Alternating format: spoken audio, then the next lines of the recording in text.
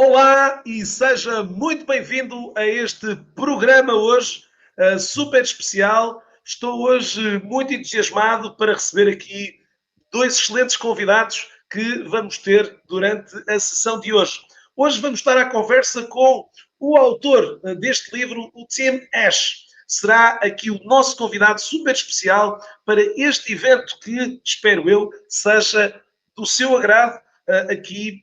E sim, fique por aqui porque este livro pode ser seu diretamente dos Estados Unidos e assinado pelo autor. É verdade. É sobre este livro, Unleash Your Primal Brain, que vamos falar hoje em inglês, para poder também aqui testar as suas digamos assim, os seus conhecimentos, eventualmente de inglês. Fique por aqui durante estes próximos 30 a 45 minutos. Estaremos aqui numa excelente conversa com todos os que aqui se vão hoje participar.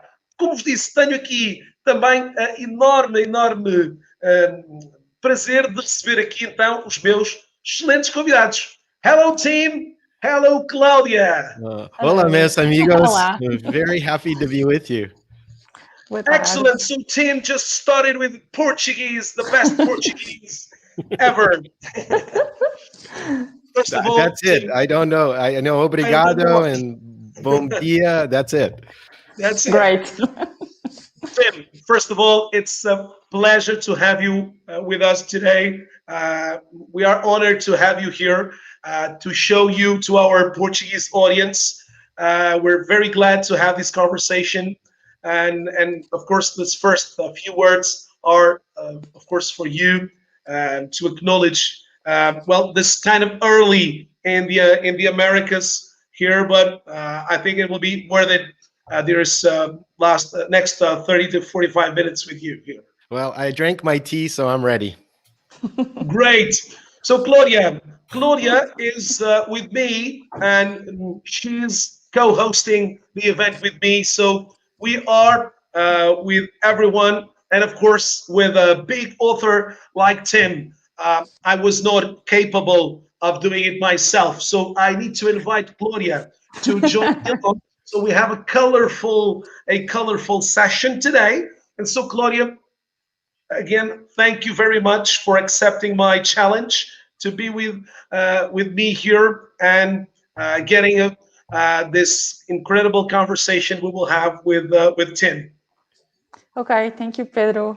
Hi, everyone. Thank you so much for tuning in today, and thank you, Tim, for joining us. It's a pleasure. I will briefly present Tim. So Tim is an acknowledged authority on evolutionary psychology and digital marketing. He's a highly requested international keynote speaker and a best-selling author of Unleash Your Primal Brain and Landing Page Optimization. Another book. Yeah, thanks. Tim has been mentioned by Forbes as a top 10 online marketing experts and by Entrepreneur magazine as an online marketing influencer to watch. For 19 years, he was the co-founder and CEO of a digital optimization agency where he helped to create over $1.2 billion in value for companies around the world like Google, Expedia, eHarmony, Facebook, American Express, Nestle, Siemens, and Cisco, among others. So, and a fun fact about Tim, he's also a Tai Chi Chuan instructor, painter, photographer, and a salsa dancer. Love that. That's how I met my wife, actually, was salsa dancing. Wow. Incredible. You never knew, huh? You never knew. No. And today we are going to talk with Tim about his new book, Unleash Your Primal Brain, that I really enjoyed reading it. Thank you. So it's quite an understandable book. Almost like a manual about human behavior, consumer behavior, leadership, also marketing, sales, persuasion. So how did you get there? What was the trigger point to take you to write that book? Well, that's a great question. As you mentioned, I ran a digital marketing agency and I've written books on my specialty in digital Yeah. marketing, which is landing page optimization, or CRO, as it's also called. But we weren't curing cancer. We weren't doing anything that important. We were taking consumers' money from one bank account at one company and putting it instead into another company's bank account. So I've always been interested in the brain and cognition, and a lot of the techniques we used were based on neuromarketing. So understanding how the brain really works. But I wanted to go back to the brain itself and just explain that to people. Because I think many of us have myths about the way the brain works. And I We wanted don't to, know how it works. yeah, so we say we have a left brain and a right brain, or we don't use 100% of our brain, this kind of bullshit, And so I wanted to explain how the brain really came to be. And the only way to do that is to explain the arc of evolutionary psychology. We share a lot of things with very early forms of life, including insects. And then there are some things at the end of evolution, the recent evolution, that make us very different from other kinds of animals. So I had to retrace that whole arc. So the book talks about brain chemistry, memory, learning, and then our social natures, storytelling, culture spread, all of that. So A lot of information there. So, Tim, I was curious, who was this book designed for? Who were you thinking when you were Your target. setting up yeah, this that's a book? that's a good What was question. the focus, the main idea to have it? The main idea is to explain how human beings work. It's to explain what all 8 billion of us on the planet have in common. And so, in terms of the target audiences, most people think of me as specializing in digital marketing. And I wanted to, so it's still useful for that. If you read it as a marketer or sales or leadership or anything in business, you're going to get a lot of information out of it. Most of that $1.2 billion in value, Claudia, that you mentioned, was based on these durable neuromarketing principles. But also you can read it for relationships, understanding how you interact with other people, tribes, groups, culture, storytelling. And then, you can also read it for personal development. There's stuff in there about memory and learning and sleep. And chasing happiness, and why you shouldn't do that, and how to live a better life by understanding how your brain really works. So 3 audiences: business, relationships, and personal growth. It's a really broad audience. So yeah, it's not applied to anything. By the way, it's not technical at all.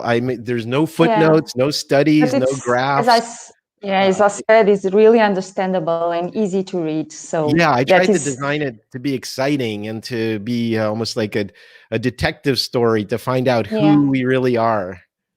And it's easy to understand. So in our days where we have a lot of information coming from everywhere, it is really easy to read. And and it's not a thick book. It's only about 250 pages, so don't be scared. And it has cartoons also in the middle, Claudia, just let me interrupt a little bit to hear. Tell everyone who is watching us on LinkedIn, Facebook, or YouTube, we have a book giveaway. But this is not an unusual. It's quite an unusual book giveaway. Why? Because it has a signed copy of the Unleash Your Primal Brain book. Yeah. So, what do you have to do to have a chance to get this copy today? So you just need to go on LinkedIn, grab a picture of this event, take a picture from your mobile phone, and send this post to tim@timash.com. So it's kind of easy, and then Tim will decide who will be the lucky winner of this incredible book. Yes, and I'll announce that tomorrow to the winner by email. Yeah. Okay, so excellent. So announcing tomorrow. So all you need to do is post something on LinkedIn mentioning Tim and taking a picture so Tim sees this on his email. Okay. So Claudia, sorry to interrupt. I think that was interesting to hear. It's your moment. The audience would be interesting to hear all of these things here. Tim, let's dive a bit into the book. So you mentioned the primal brain and the conscious brain. Could you briefly explain us the difference between both? Yes, well, we have a bias in Western thought, in European thought, going back to Socrates and the ancient Greeks, saying that what makes us different from other animals is our rational mind. If we could only be rational and tame those wild emotions, we'd make better decisions and have a better life. Well, it turns out that's not true at all. Your rational brain takes a lot of energy. It gets tired. It makes bad decisions at the end of the day, or if you haven't eaten in a while. This has been shown to happen. The one that basically does all the hard work is the primal brain, and that works tirelessly all day long. When you're awake, when you're asleep. For example, when you slept last night, you didn't have to think about your heart beating. Your body did that for you. Digestion, breathing, all of those things happen automatically, and your primal brain makes all of the decisions. And I mean that literally. You can't make a decision with the conscious brain. All it can do is provide you options. The primal brain decides based on the strongest emotions and what it means for our survival, what option to take. It's quite primitive, in fact. Yes, it's no. Well, and it's not, and we say that like the word primitive even means something bad, right? We have a judgment about primitive. And it's not bad. It means it worked. It worked in different kinds of life. For example, there's a chemical called dopamine in our brain. We've all heard about it, like chasing rewards. And those 3 little dots on social media when someone's writing a response back to you and you're waiting for it. Well, there's nothing human about dopamine. We share it with fruit flies, with insects that evolved 400 million years ago. So we have to enjoy and take advantage of our evolutionary history, not to fight against it. Yeah. Tim, one question. This book was launched in a very special moment in time, in this pandemic era here. So 2020 was a really challenging year for everyone, but somebody who is here today spent the time to write a book. How was this book writing process? Well, this is my 3rd book, and I've always slipped deadlines. I always fell behind deadlines. With my publishers hated me, but this time it was a discipline because I was doing a lot of public speaking, as you mentioned. I was supposed to be last year in Moscow, Russia, 2 stops in Italy, Sao Paulo, Brazil, at Digitalks in front of 17,000. None of that happened. So I had time to finish my book. This book I've been writing it for 2 years, and last spring I finished it. So having the pandemic and the lockdowns focused me and actually gave me the discipline to finish the book. I started with the ebook, and then in the summer I recorded the audiobook version of it myself. So that's a lot of fun to listen to. And then, sorry, how long did it take to read the book? To write the book was 2 years. To record the audiobook was about 3 weeks. Audiobook. Yeah, wow. 3 weeks to record the audiobook. I built my own sound isolation booth. Well, usually I do listen to a lot of audiobooks. I don't know about you, everybody who is attending this, watching at this moment. I do a lot of listening, and the books that are usually read by the authors have just that special touch. They do. Usually you sensed it. Of course, there are amazing guys reading the book, but there will be some of the books. Well, it depends, of course. Some authors will be like super boring. Yes. But others will be so enthusiastic that you will not stop. That's me. And so, by the way, if you get the audiobook, a lot of people thought I didn't know how to record stuff because my voice changed. And this is what I would do. I would, in the book, as Claudia mentioned, I have call outs just about on every page. I have these hands ripping through the book with important points. So I wanted to do that somehow with audio. And so what I did was I would be talking and talking and talking and reading the book. And then I would say, this is an important point. So my voice And people think, oh, you don't know how to record a book. And so they didn't understand that those were the call outs or important. Yeah, but I think I read it in, I think last year, a book with Gary Vaynerchuk. Yeah, Gary. Gary, it's an incredible guy. And if you audio read the book, Gary is completely off the charts because he will say, well, I wasn't supposed to say this, but yeah, he swears a lot. Yeah. So but he gives a lot of extras during the book reading. So of course, it's more exciting. The audience, I'd say, to hear that he has a few things to say, a little bit more. This is not seen on the book, but I need to tell you. Bonus material. Bonus. No, I think anytime you have the author, they know their material, they're passionate about it. If they're a good public speaker, that's important. Gary's a keynote speaker like I am. So if you have an author and they're a public speaker, get the audiobook. The only thing I would say is mine is also a reference work. So you're going to be underlining a lot. So it's good to listen to it, but then it's good to go back through the physical copy. And for a book like this, you're going to want to take a lot of notes. A lot of notes, yeah. So the book process, the book writing was definitely a challenge, I believe. But of course, because you didn't have all those traveling, so you end up saying, okay, this is the year to put my book on the line here. So. Yes, and a shout out to my publisher Morgan James here in the U.S. It's available, of course, everywhere worldwide. But my friend Tony Nash, who runs Booktopia in Australia, their biggest book selling site, also has a publishing division, and they published my book first. So if you're in Australia or New Zealand, you can get it on Booktopia. That came out last September, 6 months before the rest of the world got the book. Congratulations. Tim, you talk a lot about emotions, that emotions are guides for actions, that they dictate affinities or aversions based on past experience and memories. And also you mentioned something that I really resonate also a lot, that we often operate under high levels of self-induced stress that trips poison into us daily, what you called mental noise. What do you think we should do to avoid that noise? That's a great question. In the past, most of our brain was tuned to survival, and it was about running away from animals that tried to eat us or finding food. I mean, there were immediate tasks. And so if you were triggered stress chemicals like adrenaline and cortisol, it was just for a few minutes. So if the bear is trying to eat you, you have to fight the bear or run away. For hours, days, and months, like we live sometimes. Yeah, now our stress is different. Our stress is, do I have a job and can I pay the mortgage?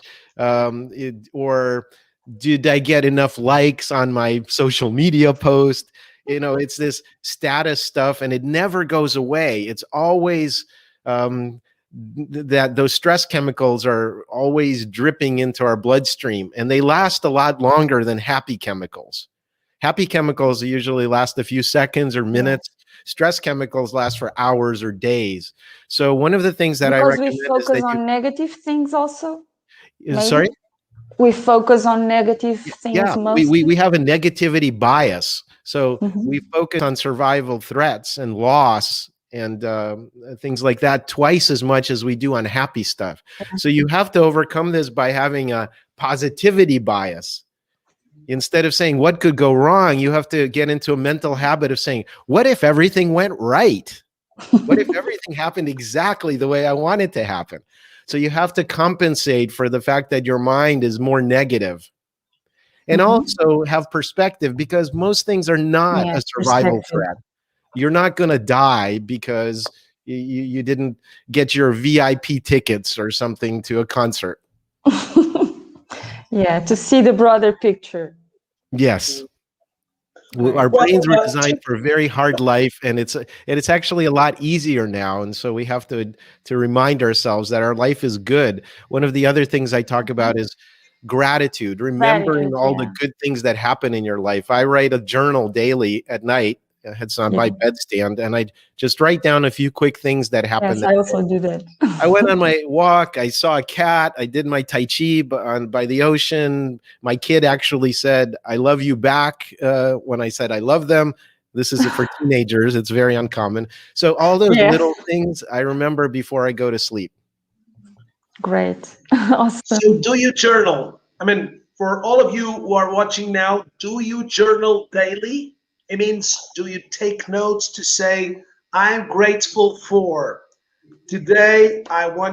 Did you know, Tim, today I made this day the gratitude day. So today, from the beginning, from early morning, I'm calling a few friends to tell them I love them and I really enjoy their friendship. Well, of course, Claudia knows we have this last few days. It was a professional, a Portuguese digital marketing professional. She died yesterday, and so today was my day to make to be grateful for the friends I have, and so eventually good things to acknowledge and in life. And the journal really is sometimes a moment of introspection, of to be with yourself, and eventually a nice thing. Eventually, a couple of people watching will start making. I need to journal more often. And by the way, it doesn't have to be something complicated. I don't mean writing a lot of things. I just do bullet points, 5, 6, 10 things that happen a day. Remember the good things. It turns out that our brain processes information that we experienced in the last hour before sleep 5 or 6 times more than the rest of the day's events combined. So you're basically taking the rest of the day and you're just getting the highlights, the good stuff, and you're remembering it. And so your mind goes to sleep with that information refreshed. And a lot positive. of people, religious people, they'll say prayers at night, and they'll include everyone they're grateful for, their family, their friends, and it's the same idea. And you don't have to be a big writer. I spend 30 seconds doing this every night. And also helps you to be in the present moment. Yes. Since you are acknowledging all that. Yeah. And I have a whole chapter in the book about addiction and some of the problems, with brain chemistry and how we using artificial drugs, and addiction is not good. Let's just say that. And gratitude is one of the few non-addictive ways that we have it's a renewable resource. We can always get goodness in our life from gratitude without getting the problems of addiction. Great. So we are here today with Tim Ash, the author of Unleash Your Primal Brain, the book author. Okay, it's in English. And if you would like, somebody probably is saying, well, Pedro, I would love to have the book. So this is a chance. If you like a signed copy of this book, you just need to do 2 things. 1, post a photo of this session today on LinkedIn mentioning Tim. I think there's nobody with this name, so it's going to be easy for you to find. Okay. And of course, if you find somebody with hair, it's not him. It's not me. Not him. So all you have to do, the second step, is to send an email to Tim saying, Tim, I was here today and saw your amazing presentation with my friends in Portugal. So it's so easy to find this option here. So please don't tell, Pedro, Tim didn't give us anything. So I am waiting for your email here to Tim. And so tomorrow, Tim is announcing by email to the winner of this. Yes, I'll email all of the people that send me an email, and I'll reply with who is the winner. And I'll send them a signed copy of my book. By the way, if you want to get a sample chapter of your choice, you can do that right now by going to the Primal Brain website. So go to primalbrain.com, click on the book link. When you get there, you can get a sample chapter. You just pick one, look through the table of contents, decide which one you want, and email me, well, fill out a form, and then I'll just send you a sample chapter of your choice. But you don't have to do that either. You can just buy the book. I promise you're going to love it. Great, excellent.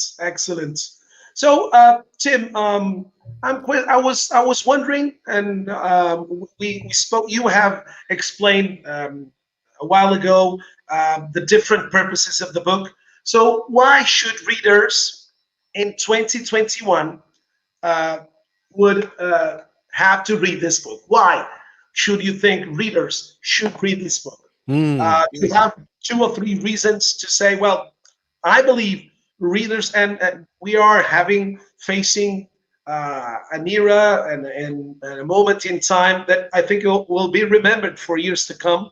And so what do you think are the main reasons for people to grab this book now and read it fast? Yeah, well, I think this book is about how your brain works, and how your brain works affects everything in your life. And so if you want to understand politics, if you want to understand company culture, if you want to have better relationships with people around you, if you want to not get mad at yourself for those things you do that are kind of undermine your best decisions, all of that information is there. This is basically the operating system for being a human being. And it's an ambitious book, as Claudia mentioned. I cover a lot in it, but it's really kind of foundational. So if you want to have success in your business life or your personal life, you need to understand the most important organ in your body, which is your brain. Okay. Yeah, great. And also, going a little bit deeper and double clicking, in the chapter 2, you say you can't teach an old dog new things. Yeah, and it's true.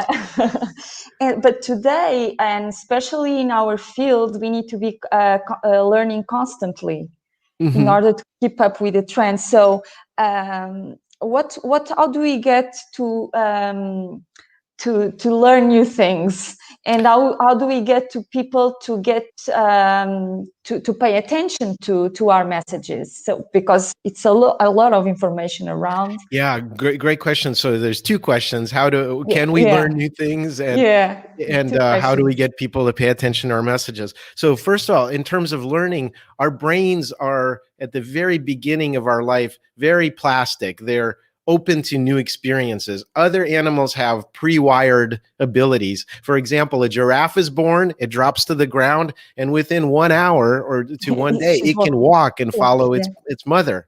We can't do that. We can't walk for 1 year, our first year of our life. All of that energy is spent taking in experiences around us, watching people. We have these things called mirror neurons, where we watch people's behavior and everything they do. And we learn and learn and learn. Our brain isn't fully mature until our 40s. And it's not mostly mature till our mid-20s. So we learn slower, but we learn more. But once that learning has happened, especially after the first 5 years of life, learning slows down and we rely on what we learned. So it's harder to change our brain after that. It's harder to learn as an adult than it is as a child. But it is possible. It is possible, of course. Say that to me. In fact, intermittent fasting or short-term fasting actually has been shown to grow new neurons. So if you want to try a diet, you should do. No, sometimes I do it, not often, but. Yeah, it's possible. But basically, if you think of it this way, if you have a very fast highway, you can travel at high speeds, and next to it, you're trying to build a new road and you have to cut through all the trees and everything to make progress, that's a lot more work. So you're going to use the highways you've already built in your brain, and it's very hard to create new roads. And also related to what we were saying about sleeping, and also you talk about healthy living, and that helps also for you to sleep is critical. Absorb new things. I have a whole chapter on sleep. If you're not getting 7 to 9 hours of sleep, you're killing yourself. I just saw a New York Times article that said people that only sleep 6 hours a day in their 50s have a 30% higher risk of dementia. Yeah. That's how important sleep is for a And lot of in reasons. Portugal, we have awful ratios of sleeping. I've read that already. Yeah. People don't give it don't pay the enough attention to sleep. Yeah, there's I no form of myself. life on earth that lives more than a few days that doesn't have some form of sleep. Sleep is not optional. If you Yeah. think you're being more productive by waking up at 4 a.m. and starting work, you're wrong. So to you're answer your other definitely, question, though, what Tim, the you're yeah. not definitely from the group of Robin Sharma, the 5 a.m. Club. Oh, so, you know what, Pedro, I have no problem with the 5 a.m. club as long as you go to sleep by 9 At p.m. If 8. you get your 8 hours of sleep, that's fine. But you can't That's cheat. fine. That you can't. You're Yeah. not being more productive by getting. If you get less than 7 hours of sleep a night, you're less creative. You can't learn new information, and you're Nervous. paranoid, and you think other people are out to get you, and you're much more reactive. Aggressive. Yeah. Yeah, you're aggressive and paranoid. So I don't want to be that way. I would rather sleep. So, Claudia, to answer your second question, how do we um, convince Get people other to pay people or attention. influence other people? The best way to do it is storytelling. Stories evolved in order to help us make sense of the world. And by hearing other people's stories, we're almost taking secondhand experience in. You can, if someone's telling a story and someone's listening to the story, the same parts of their brain will get in sync with each other, synchronize. And so it's like having experience without paying the price. So anything you tell, don't do it in hard Visualizing. facts. Tell a story. Tell whatever you're saying, do it in story form. It goes past all of the logical stuff in the brain and gets directly into the brain of another person. Yeah. Yeah. Claudia, just to have here, we have a question from the audience. Diana Abreu, thank you. Diana, Tim is questioning how to keep your brain in a good mood in the context of pandemic with long days full of Zooms. Ah, well, I have a whole chapter at the end on how to be more primal. And so there's some things I talk about. So sleep is critical. As I mentioned, be in your body. Your brain doesn't rule your body. It's part of your body. So exercise, getting outside, all of those things are very important. Any mindfulness practices you have. I do Tai Chi. If you do yoga or meditation, daily mindfulness practices to tune into your brain and your body and quiet all of that is important. And then one thing people overlook is social contact. I know it's hard during a pandemic, but any way you can get social contact is important. There have been studies that say people that don't have good social support, their health outcomes in terms of their life, their medical outcomes is like being a 2-pack-a-day cigarette smoker.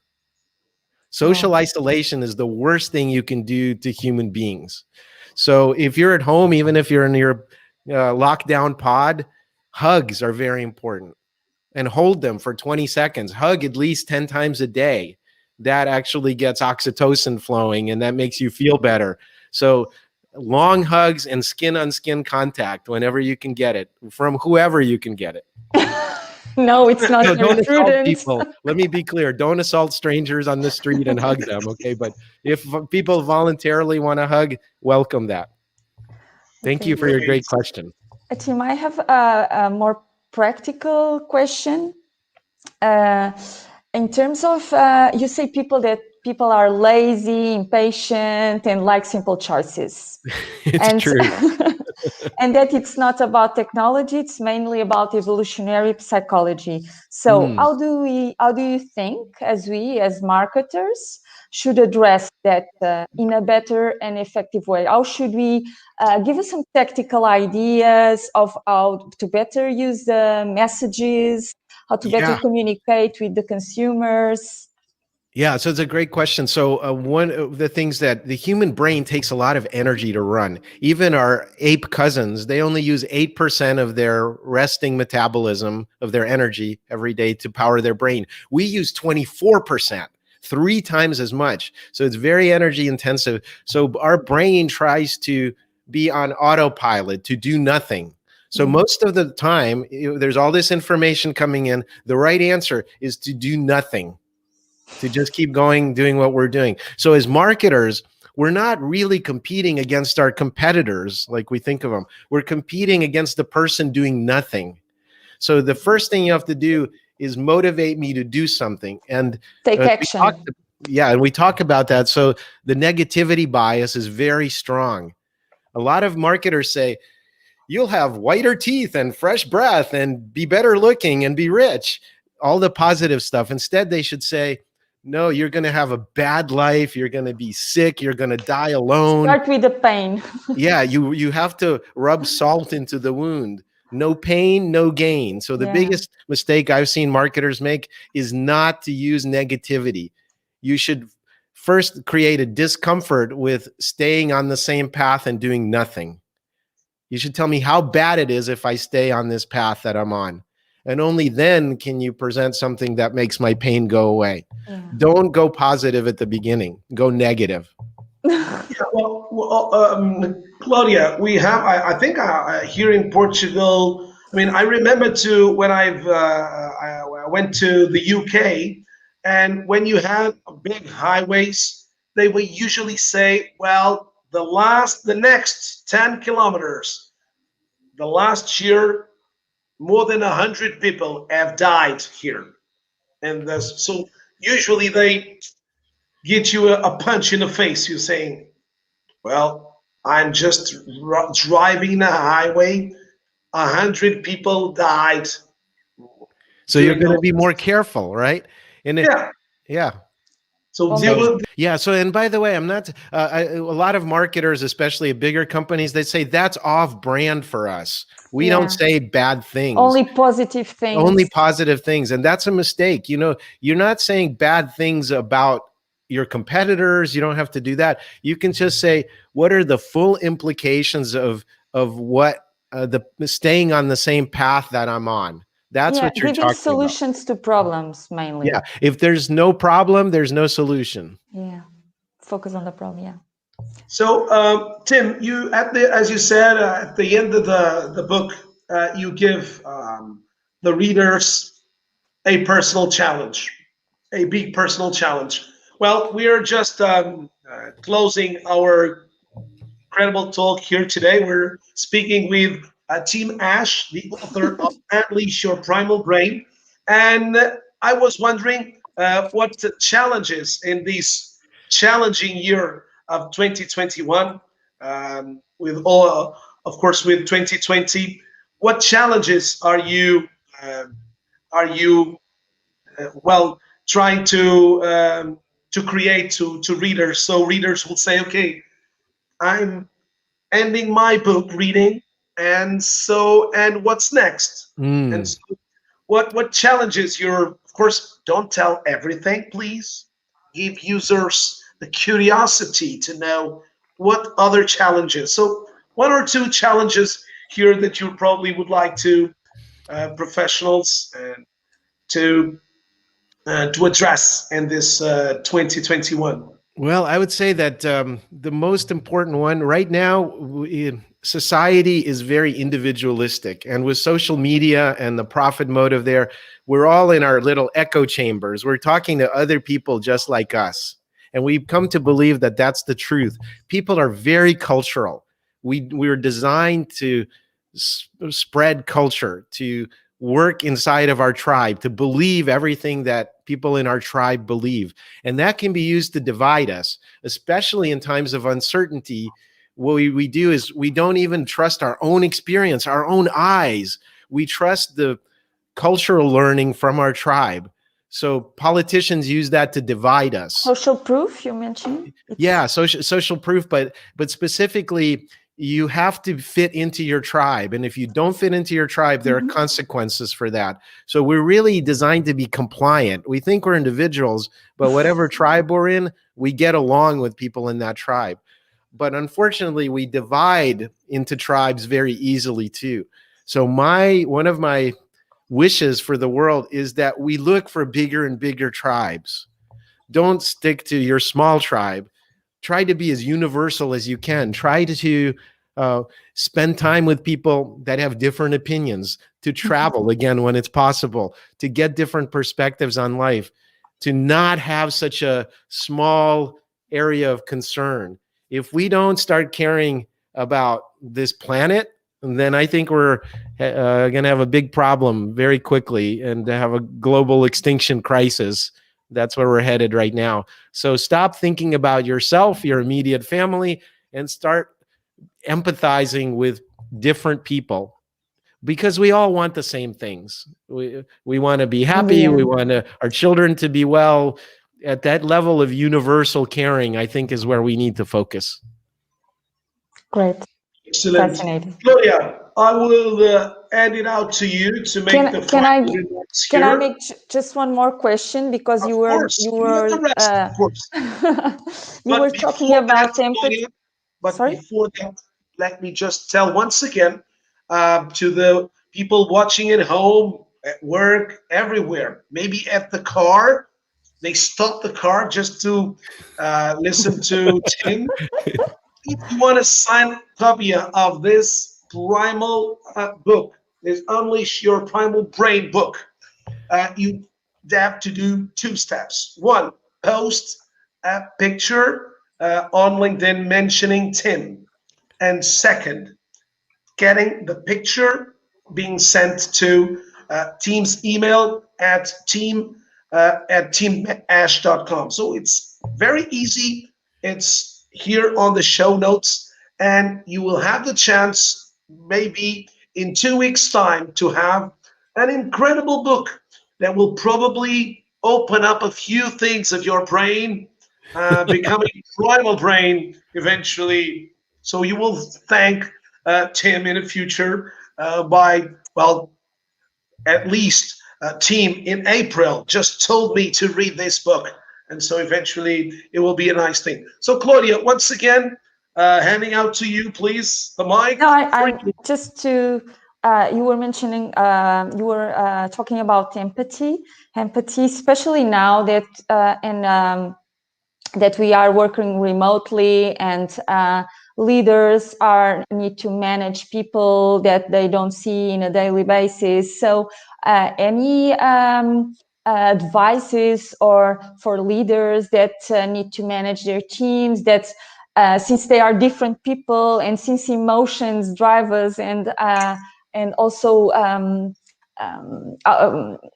also have consequences in our behavior. So all of that, how do you think leaders should act towards Wow. Well, I think leaders should work on reinforcing the culture. We were talking about stories. Tell the stories. Tell the story again and again and again about what you value. That's the role of a leader. It's not a manager. It's not to get things done.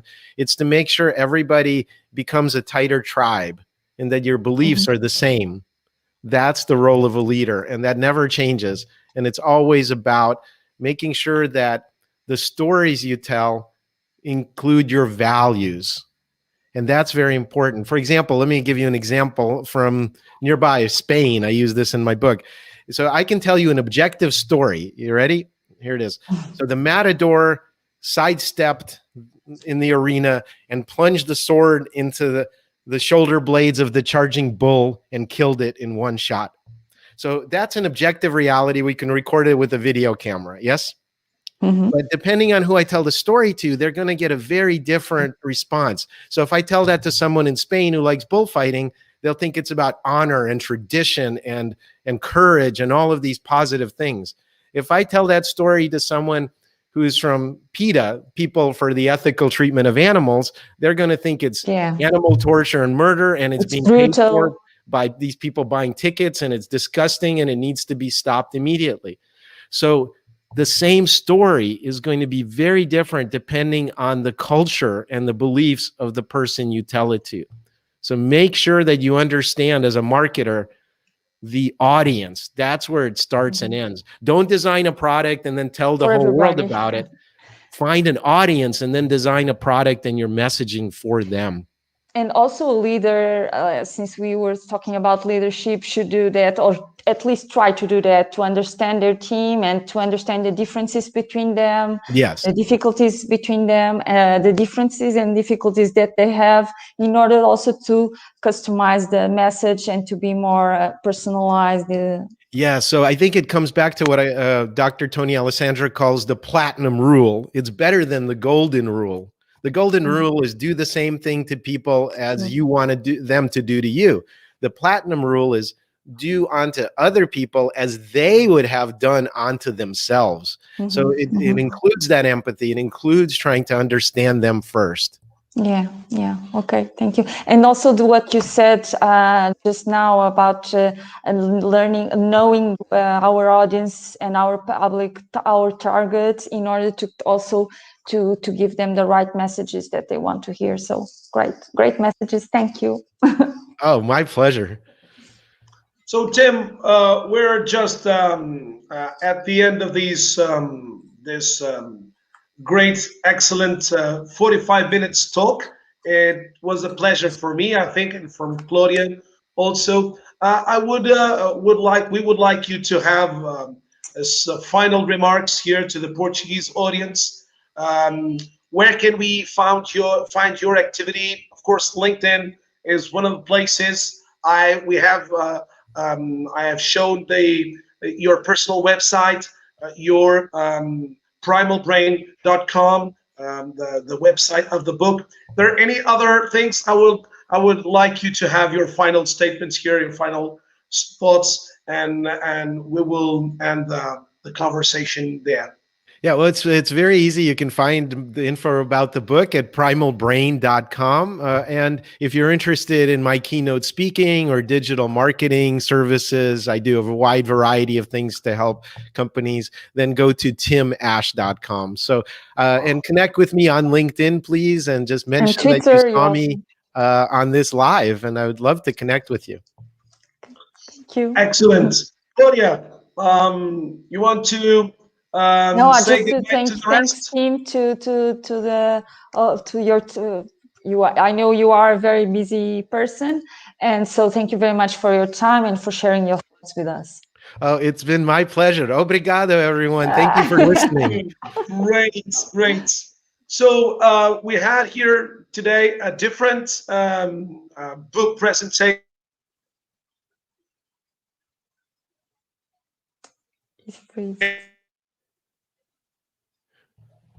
Wow. I think maybe that's our note that the session is over. It's over. Yes. I don't know. Is that just hold on us to a few seconds because he's handling this. Oh. So I was trying to change from Portuguese. Fatal crash. Bom, dizemos então que foi um prazer imenso receber aqui o time. Vamos provavelmente em futuras situações trazer em futuros eventos aqui também na companhia da Cláudia. Desafiei também para termos aqui também outros convidados internacionais, outros autores premiados aqui, americanos ou de outros países, para trazerem também aqui à comunidade portuguesa também bom se escreve também noutros países. Foi um prazer. Esperamos aqui que o resto da semana seja passada com saúde, gratos à vida. Mais importante. Wishing you all the best, Tim. It was a pleasure to have you again. Bye-bye. Thank you, my friends.